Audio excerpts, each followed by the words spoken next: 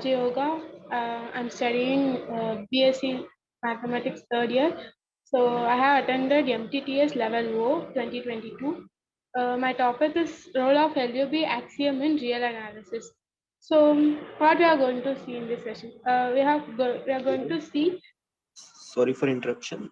Can you just rotate your screen? Because that will be not visible. Yeah. Thank you. Is this okay? Yeah. We are going to see the definition of LUB axiom and the important theorems of real analysis which use their proofs for LUB, which use the LUB axiom to prove their proofs. First, LUB property definition. So consider a set A. The set is non-empty and we are assuming that the set A is bounded above. That means that there exists an M belongs to R such that A less than or equal to M for all A belongs to A. Then there exists an alpha belongs to R which, that satisfies A less than or equal to alpha for all A belongs to A. If beta is any upper bound for A, then alpha less than or equal to beta. This alpha is known as LUB for A, that is least upper bound for A, and we denote it by sup A. This alpha is unique. In this case, alpha is a supremum of A if and only if alpha is an upper bound for A, and if epsilon greater than 0 is given, then there exists an A belongs to A such that alpha minus epsilon is less than A.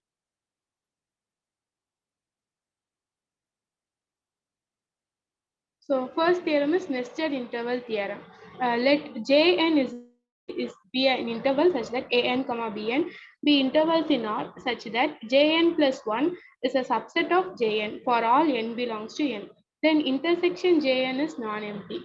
So this hypothesis means that Jn plus an plus 1 comma bn plus 1 is a subset of an comma bn for all n. In particular, an is less than or equal to an plus 1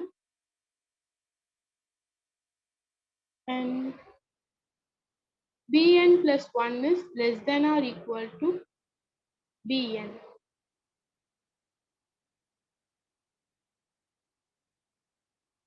Hence an less than or equal to bn less than or equal to bn plus 1. So we define a set E such that E contains the left endpoints of Jn. Thus E is equal to A belongs to R such that A is equal to An for some n. E is non-empty.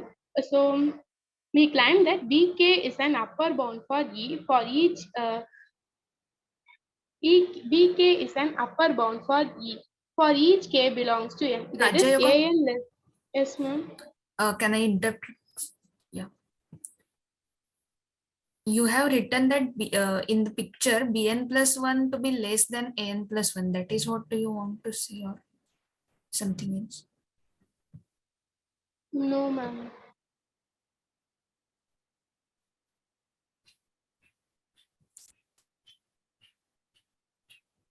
Sorry.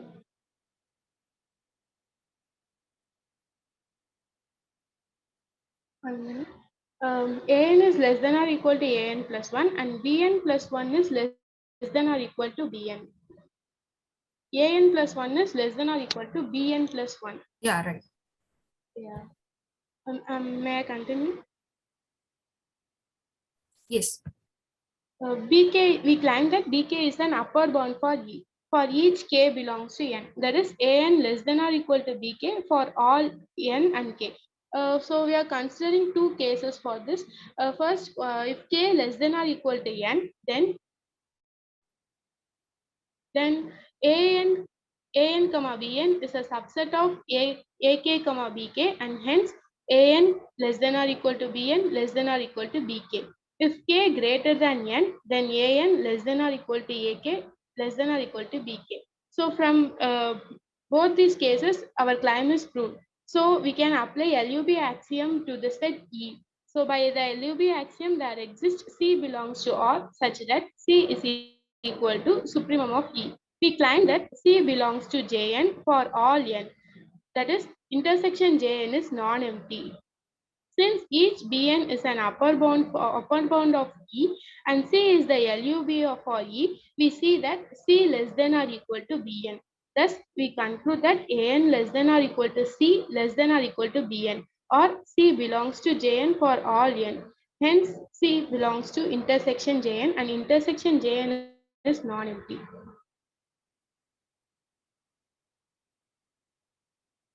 And next theorem is any monotonic increasing sequence which is bounded above is convergent. That is, if sequence xn is a sequence in R such that xn less than or equal to xn plus 1 and there exists m belongs to R such that xn less than or equal to m for all n belongs to n, then limit xn exists. Proof. Let E is equal to x belongs to R such that x is equal to xn for some n be the image of the sequence. So we assume that the set E is non-empty and bounded above by M. So we can apply LUB axiom. There exists L belongs to R, which is supremum of E. We shall show that limit xn is equal to L. Uh, so we are going to prove that the sequence xn converges to L. For that, we are taking an epsilon which is greater than 0. So since our L is an LUB of E, L minus epsilon is not an upper bound for E. So there exists an n such that L minus epsilon less than xn. As the sequence is increasing, we have xn less than or equal to xn for all n greater than or equal to n. So we have L minus epsilon less than xn less than or equal to L less than or equal to L less than L plus epsilon for all n greater than or equal to n. This means that xn belongs to L minus epsilon comma L plus epsilon. So we have proved that the sequence xn converges to L. And the next theorem is any Cauchy sequence in R converges. So we are not going to prove this theorem. We are just going to see how this theorem is proved using LUB axiom. So we need to prove that any Cauchy sequence of real numbers converges. That is, the Cauchy sequence have a limit. So we are considering a real Cauchy sequence xn. From that, we observe that um,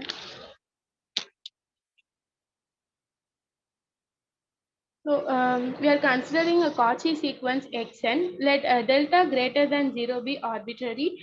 There exists a positive integer n for all m greater than or equal to n and n greater than or equal to n.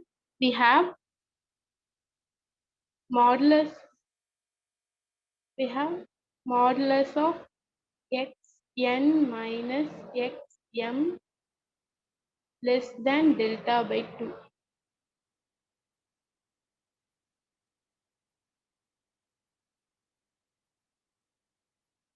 Less than delta by 2.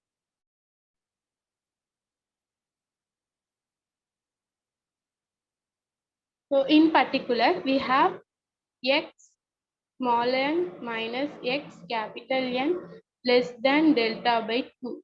Or we can say xn belongs to xn minus delta by 2 comma xn plus delta by 2 for all n greater than or equal to n. So from this, we can make the two observations. That is, for all small n greater than or equal to capital N, we have xn greater than xn minus epsilon by 2, delta by 2. If xn greater than or equal to xn plus delta by 2, then n belongs to 1 comma 2 up to n minus 1. Thus, the set of n such that xn greater than or equal to xn plus delta by 2 is finite. So for that, we define a set S that contains x such that there exists infinitely many n such that xn greater than or equal to x. We claim that this set S is non-empty and bounded above. And we're gonna prove that supremum of S is the limit for the Cauchy sequence xn. So after proving that the set S is non-empty and bounded above, we can apply LUB axiom. So the limit of S. So and we can prove that the limit of S is the S is converges to the real Cauchy sequence Xn.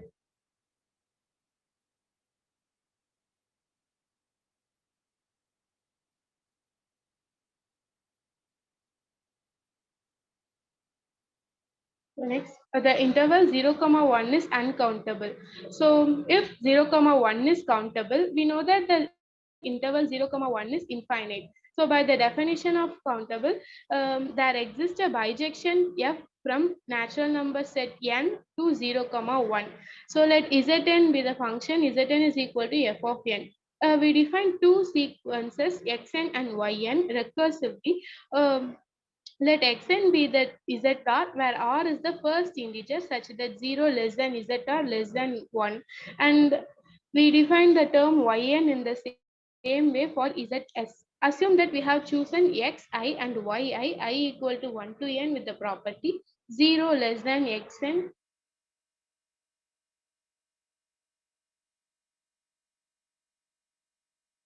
0 is equal to x naught less than xn, x1 less than x2 less than or equal to goes on, xn less than yn less than yn minus 1 less than up to y naught is equal to 1. We choose xn plus 1 be the zr, xn less than zr less than yn. Let yn plus 1 be zs in the same way. Clearly, xn is a subset of 0, 1 is non-empty and bounded above. Let x is equal to supremum of xn. Then it is clear that xn belongs to 0, 1 and is x not equal to zn for n belongs to n. Then this shows that there exists no bijection map from n to 0, 1. So our assumption is wrong that 0, 1 is not uncountable. Intermediate value theorem. Let f from a comma b subset of r to r be continuous. Assume that f of a is less than 0 less than f of b. Then there exists c belongs to r such that f of c is equal to 0. So for proving this, we are defining a set E such that E is equal to x belongs to a comma b, f of y less than or equal to 0 for y belongs to a comma s. F is a continuous function, so using the continuity of f at a, epsilon is equal to minus f of a by 2. We can find a f of x belongs to 3 f of a by 2 comma f of a by 2 for all x belongs to a comma a plus delta. So this shows that a plus delta by 2 belongs to E. Since E is not E is bounded by B and E is non-empty, so there exists a C belongs to R such that C is equal to supremum of E. Clearly, we have a plus delta by 2 less than or equal to C less than or equal to B, and hence C belongs to A comma B. We claim that C belongs to E and f of C is equal to 0. Since C is a supremum of E, C minus 1 by n is not an upper bound for E. So there exists an xn belongs to E such that C minus 1 by n less than xn less than or equal to C. So by sandwich lemma, xn converges to C. So by continuity of f at C, we have f of xn converges to f of C. As f of xn less than or equal to 0 for all n, we conclude that f of c less than or equal to 0 from the definition of the set E. This implies that c less than b. Hence, c belongs to a comma b. If f of c not equal to 0, then f of c less than 0. So again, using the fact that a less than c less than b, we can find a small eta greater than 0 such that c minus eta comma c plus eta is a subset of a comma b and such that x belongs to c minus delta by 2 comma c plus delta by 2. So we have f of x belongs to 3 f of c by 2 comma f of c by 2. As limit xn is equal to c, there is an n such that xn belongs to c minus eta comma c plus eta. But we see that f of x less than 0 for x belongs to a comma xn union c minus eta comma c plus eta by 2. Hence, c plus eta by 2 belongs to E. This contradicts the fact that C is equal to supremum of E. Hence, we conclude that f of C is equal to 0. And Hein-Borel theorem. If a closed and bounded interval in R is covered by a family of open intervals, then it is covered by a finitely many open intervals from R from the given family. That is, any closed interval A, B is a compact subset of R. So let G alpha such that alpha belongs to I be a family of open sets in R such that union of alpha belongs to I, G A comma B is a subset of union of alpha belongs to I, G alpha. So we considering a set S is equal to X such that X belongs to A comma B and A comma X can be covered by a finite number of G alphas. Clearly A belongs to S and S is non-empty and S is bounded above by B. So we can apply LUB axiom. C belongs to S. Let C be the LUB of the set S. Clearly C belongs to S. Then C belongs to G alpha 1 for some alpha 1 belongs to I. G alpha 1 is open, so then there exists an epsilon greater than 0 such that C alpha 1 C minus epsilon comma C plus epsilon is a subset of G alpha 1. So choose x1 belongs to A comma B such that x1 less than C and x1 comma C is a subset of G alpha 1. Since C belongs to the set S, we have A comma x1 can be covered by a finite number of G alphas. We claim that C is equal to B. Suppose C is not equal to B, then we choose x2 belongs to A comma B such that x2 greater than C and C comma x2 is a subset of G alpha 1. So since x2 also belongs to the set S, we have A comma x2 can be covered by a finite number of G alphas. Hence x2 belongs to S. But x2 greater than C, which is a contradiction because C is the LUB of the set S. So C is equal to B, that is A comma B can be covered by a finite number of G alphas. Therefore, A comma B can be covered by finitely many open intervals from the given family. The next Balzano-Weierstrass theorem. Let A be a finite bounded subset of R, then there is a cluster point, that is limit point of A in R. So let E is equal to X belongs to R such that X less than or equal to A for infinitely many A belongs to A. Let M belongs to R, that minus M less than or equal to A less than or equal to M for all A belongs to A. It is obvious that minus M belongs to E. We can easily show that E is bounded above by M. Hence, there exists L belongs to R such that L is the LUB of the set E. We claim that L is the limit point of E. That is, we need to show that for any given epsilon greater than 0, there exists a point A belongs to L minus epsilon intersection L plus epsilon L plus epsilon intersection A other than L itself. Since L minus epsilon is not an upper bound for E, there is an X belongs to E such that L minus epsilon less than X.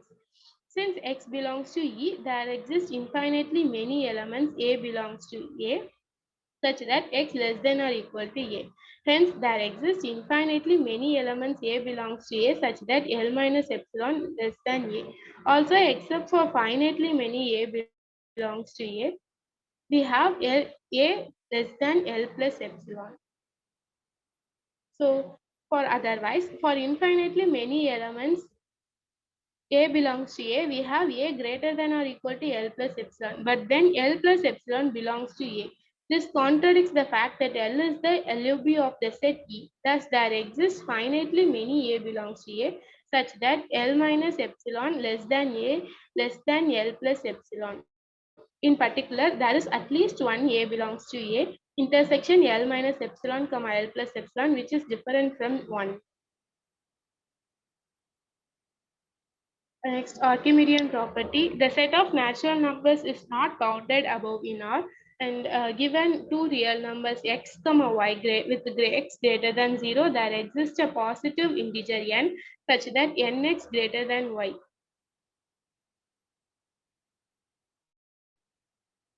If n is bounded above, then alpha belongs to R with the LUB for n.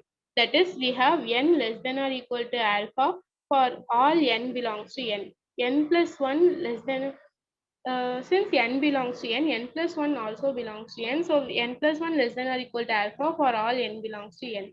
So adding 1 on both sides, we get n less than or equal to alpha minus 1 for all n belongs to n. So we conclude that alpha minus 1 is an upper bound for n. This contradicts our assumption that alpha is the LUB for n. So our assumption that n is bounded above is not true. N is not bounded above in R. So for second statement, if no such n exists, then n less than or equal to y by x for all n.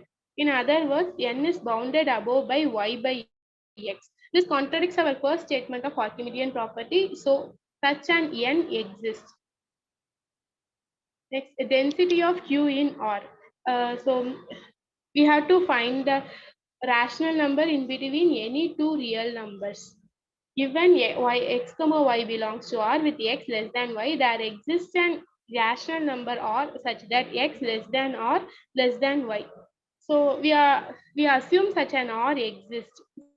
So since R is a rational number, we take R is equal to m by n with n greater than 0. So we have x less than m by n less than ny, less than y. That is nx less than m less than y less than ny. Thus, we are claiming that the interval nx comma ny contains an integer. Since y minus x greater than 0 by Archimedean property, there exists n belongs to n such that n into y minus x greater than 1. We consider the set S is equal to k belongs to z such that k less than or equal to nx. This is not a this is not empty subset of R. Thus, k greater than nx for all k belongs to z. So the set S is non-empty and bounded above. From this, we get minus k less than minus nx for all k belongs to z. In particular, minus nx is an upper bound for n. This contradiction shows that S is non-empty. So S is bounded above by nx. So let alpha belongs to R be the supremum of S. Since alpha minus 1 is less than alpha and alpha is the LUB of S, there exists k belongs to S such that k greater than alpha minus 1. Hence alpha less than k plus 1. Let m is equal to k plus 1. We claim that m greater than nx.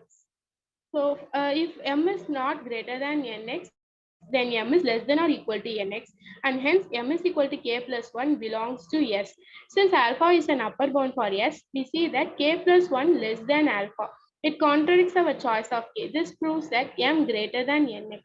We also claim that m less than ny. If false, then m greater than or equal to ny. Thus, the intervals nx comma ny of length greater than 1 is contained in k comma k plus 1. So, thus, from this, we conclude that nx less than m less than ny. Dividing these inequalities by n, we get the required result. So, from all these theorems and proofs, we observe that LUB axiom plays a major role in real analysis. And the most important is the LUB axiom is not true in the field of rational numbers. So you can apply in all these theorems instead of a real number field, you can apply rational number field, and we will be at the contradiction. So LUB axiom is false in the field of rational numbers. So we also proved existence of irrational numbers using LUB axiom. So that's it. Thank you.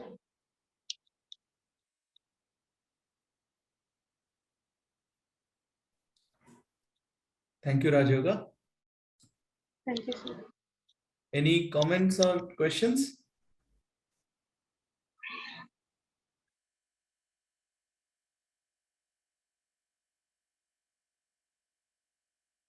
Anyone?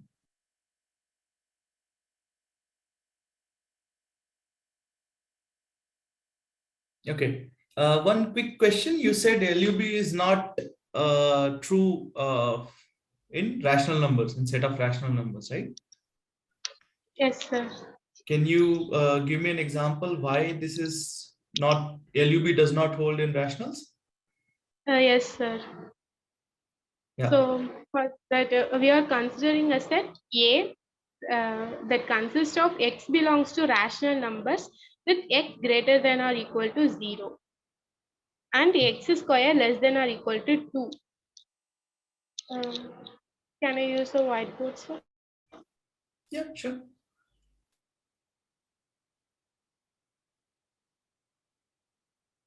So we are considering a set A is equal to x belongs to Q such that x greater than or equal to 0 and x square less than or equal to 2. Then A is bounded above and it has no least upper bound in Q. So if such an least upper bound exists for Q, let alpha be the least upper bound for A. Then by law of trichotomy, alpha square is equal to 2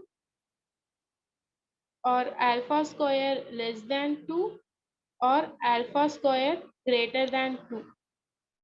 That is, the first case implies that since alpha square is equal to 2 is an irrational number, so the first case fails. In the other two case shows that n belongs to n such that alpha plus 1 by n the whole square less than alpha or alpha minus 1 by n the whole square greater than 2. So in both the cases we arrive at a contradiction. So that does not exist such an alpha. And where did that n come from? Why does such an n exist? Natural numbers. Yeah. Like 1 by n, you used Yes, alpha sir. plus 1 by n, right? Yes, sir. Yes, sir. And what is the guarantee that such an n exists? You're We right. have assumed that such an alpha exists for the set A, so Mhm. by that there exists an n, such an n. Alpha plus 1 by n you are doing, right? When alpha Yes, square is sir. less than 2, then you are saying Yes, there sir. exists n such that alpha plus 1 by n square will also be less than 2, right? Yes, sir. And that will be a rational number and that will be a contradiction to this, right? Yes, sir. Right. And so that 1 by n is coming from? Natural numbers. Yes. No, sir. Rational numbers. No, how are we finding that n? That is the question that I'm asking. How do you know that such a natural number exists? Because then you would consider 2 minus alpha, right? And that will be Yes, greater than 0. And then Archimedean property gives you that n. yes, sir. Right. Okay. Anyone have Any any other? other question? One question actually, related. May I ask a question related to the proofs that Rajayoga just gave regarding the rationals not having the properties? So I wanted to ask, where can you extend that proof exactly? Where all can we actually use that idea? So can you, for example, say use the set where instead of taking 2, we take 3? Sorry, I didn't understand your question. So we wanted to show that the SUB property is not present, or like the LUB property is not present in the rationals. So we took a set and we considered all alpha, like all x such that x squared is less than 2. Now, can Yes. we give the same argument that we gave that these upper bound does not exist in the rationals for by using say 3 or 4 or some other number? Yeah, for 3 we can argue that in the same way. So is there like a criterion or something? Because I've seen this being used many times and I was always curious about, how much can you actually stretch this idea? Sorry, you're not there. He's asking, like, rather than 2, what else can you use? Saying alpha square less than 2, what else can you use? what other numbers can you use at the place of 2 or some other proof he is asking? Have you seen any? No, sir. I don't. Can you talk about the numbers? You said 3 can be used, right? Yes, sir. The Right. numbers which are not perfect squares. Yeah. So instead of 2, we can use those numbers which are not perfect squares. Are you sure about that? Yes, sir. Okay. Try. Fine. And one more question, sir, which I had regarding the LUB axiom. So we always have A being non-empty whenever we talk about the LUB axiom. So is there a particular reason for that? Why, what happens when we take the empty set, for example? Why can't we talk about at least upper bound for the empty set? Yeah. Rajayoga, would you like to answer that? For defining a LUB axiom itself, we are considering a set to be non-empty. If it is empty, we cannot find an upper bound. So it contradicts our definition, so we cannot use non-empty subset.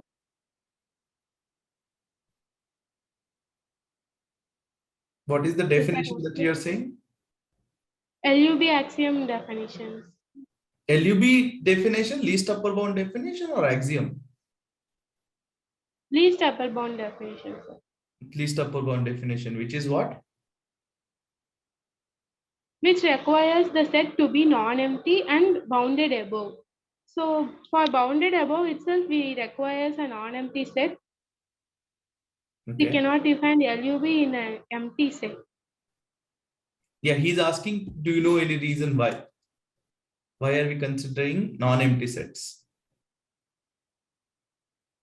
No, sir, I don't know. I don't have any particular reason for that. Okay. Anybody would like to comment? Why we talk about non-empty subsets when we are talking about LUB? In fact, every real number will be an upper bound of an empty set. Yeah, why? For example, if x in R is not an upper bound of empty set, then there should exist an element in empty set which is greater than that x. Yes. Which is not the case. So you are using a negative criteria to say that it exists. Yeah. Right? Huh. Okay. Otherwise, we can say vacuously that statement is true, as there is no element in x in the empty set. Then any number will be LUB, right? Or upper bound. Upper bound. If every number is an upper bound, then what would be the LUB? So, may I say? Yes. Since our LUB is unique, we cannot have more than one LUB. So that's a contradiction. So we cannot have a... No. They are saying every number will be a upper bound. There can be more than one upper bound, right? Yes, sir. LUB will be unique, but upper bounds can be many. Yes, sir. So she was saying that by the definition of empty set, any real number will be an upper bound, right? Yes, sir. Because if it is not, then there should be a number in the empty set which is greater than that, right? Yes, sir. But there is no element in the empty set. Yes, sir. So we consider that every number will be an upper bound. So I was asking, then what will be the LUB? If we consider that. The least among the upper bounds, but R is not bounded below, so we cannot find such an least upper bound. So we cannot have an empty set for considering LUB. Yeah. So one can also consider that since every element or every real number is an upper bound, so the least upper bound will be minus infinity, right? Yes, sir. And that is not a real number. But Yes, the LUB axiom requires that every bounded set should have a LUB in R, right? Yes, sir. So we don't consider empty sets, because then by the definition it should be minus infinity, and infinity is not a real number. Yes, sir. So we consider only non-empty sets. Otherwise, technically, we can talk about it. Yes. Is the point clear, Chirag? Yes, sir. Yes, sir. Thank you very much. Okay. So thank you, Rajayoga, for the presentation. Thank you. Yeah.